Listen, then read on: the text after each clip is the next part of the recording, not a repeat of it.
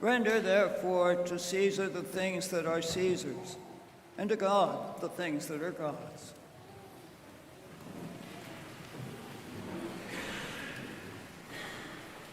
Jesus certainly could have answered the question about taxes without calling for the coin. So he draws our attention to the coin. It has the image of Caesar.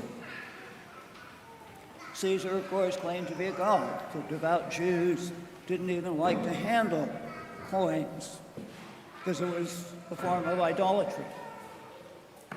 The coin bears the image, the icon of Caesar, who is, besides his pretended divinity, the image of worldliness, power, wealth, selfishness, being able to get whatever he wants, having life his own way, gratification.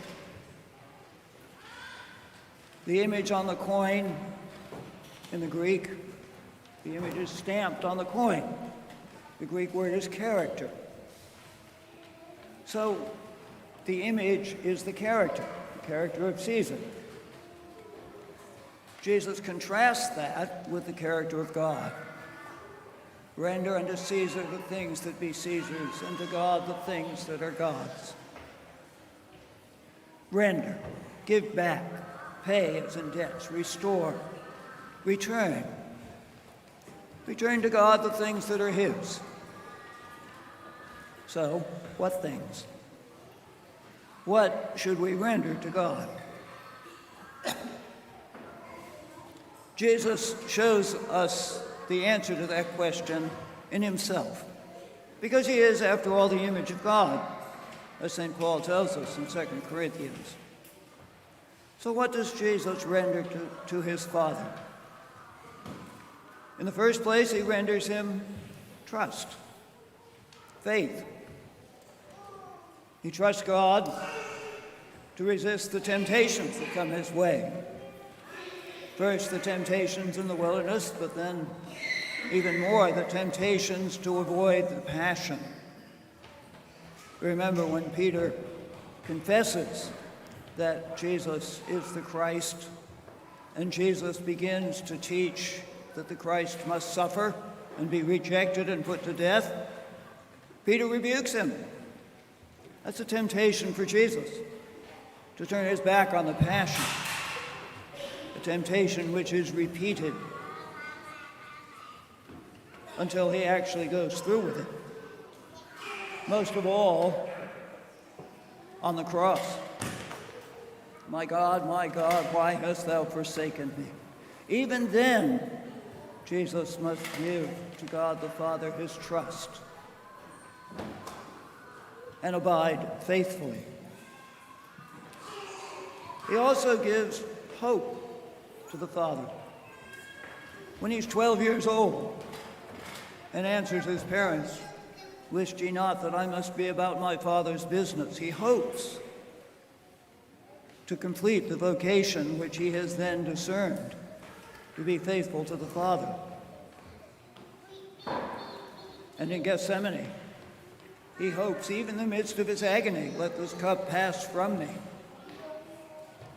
He still hopes in the Father, even if the cup does not pass from him, as it doesn't. And in the third place, he gives to the Father his love. He loves the Father above all earthly things, even above his own life. And he manifests that love for the Father by loving people, by loving those who are not particularly lovable, loving those who persecute him. Father, forgive them. Loving his disciples when they fall asleep in Gethsemane, when he wants their support. Loving them when they abandon him, when Judas betrays him and Peter denies him. He loves others. He loves the Father by loving us. So, he shows us the path there, how to render God the things that are God's. This is what we should render to God if we are to have Christ's image stamped upon us. In the first place, our faith, our trust. We need to trust God in time of temptation, that the grace will be there to resist the temptation, to find our way forward, trusting in God, not in ourselves. Trusting in ourselves, we're bound to fall. We also need to trust God when his providence in our lives seems inscrutable, when we can't imagine what he's doing. Lord, what are you up to? This isn't my way. It doesn't seem to lead me into the things that are good and holy. We still need to trust him. Perhaps most of all, we need to trust him when our sins and weaknesses are so visible to us, so overwhelming, that we come to doubt that we can be saved. Then, most of all, we need to trust him, to have faith. So give God your trust. Give him your hope. Hope is a challenge. When the world seems to be descending into chaos and evil seems to be triumphant, we need to hope in God, whose providence is at work here. You can certainly fill in the details about the world around us. We need to hope in God, who is all-powerful and all-good. Likewise, when your life seems hopeless, when the relationships that are important to you are not going well, when debts rear their ugly heads, when there's sickness or family problems, hope in God. He specializes in worldly messes. You may not see how it all fits, and especially you may not see how you can manage it. That's fine. You're not supposed to manage it. Hope in God. Let him deal with it.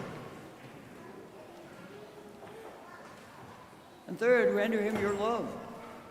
It ought to be easy, because he loves us so much. We need to remember how much he loves us and call our attention to that day by day.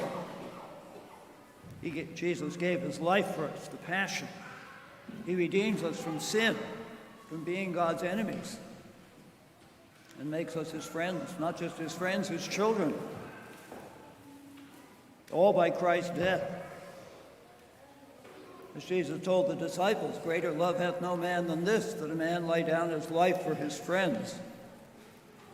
And Jesus goes one further. He lays down his life for his enemies. Well, we were his enemies, now made to be his friends. Or remember his love coming to us this morning in the Blessed Sacrament of the altar. That's an act of love. It's not as though Jesus had nothing better to do on Sunday morning, because he wants to be with us. He wants his love to fill our hearts. So, love God. Offer him your love. And render your love to him by loving those around you. Jesus expresses his love for the Father by loving us. We are to express our love for God by loving those around us, to love our neighbor, especially those who are poor, those who are hard to love, our enemies, or those that we don't get along with and have to deal with on a daily basis. Return his love. Render to God the things that are God's.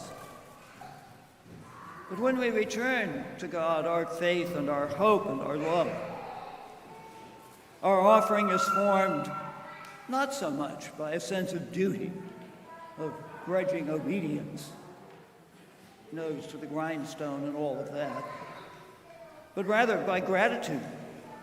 It's rooted in our thankfulness for our creation, for our forgiveness, for our reconciliation to God, our redemption, for our temporal and spiritual blessings, so that we render to God what is God's in gratitude and in joy. We give him what belongs to him. And in turn, what happens? We are stamped with the image, the character, not of Caesar and the worldliness and the selfishness from which we all come, but rather with the image of Christ, of holiness, of beauty, of truth, of goodness. All this God will give to us if we are generous in rendering to him the things that belong to him.